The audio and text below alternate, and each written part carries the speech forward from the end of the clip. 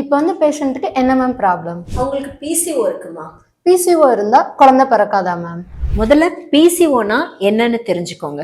அவங்களோட ஓவரியில இருந்து மாதம் மாதம் வரக்கூடிய கருமுட்டைகள் வளர்ந்து ரிலீஸ் ஆகலைன்னு அர்த்தம். மெட்டபாலிக் டிசார்டர் தானே தவிர பிசிஓங்கிறது தமிழ்ல சொல்ற மாதிரி நீர் கட்டி அது ஒரு வியாதி அப்படி கிடையாது. அவங்களுக்கு உடம்புல இன்சுலின் ஒழுங்கா சுரக்க மாட்டேங்குது, மற்ற ஹார்மோன்ஸ் ஒழுங்கா சுரக்க மாட்டேங்குது. அதனால அவங்களுக்கு கருமுட்டை வளர்ச்சி வளர்ந்து ரிலீஸ் ஆக மாட்டேங்குது.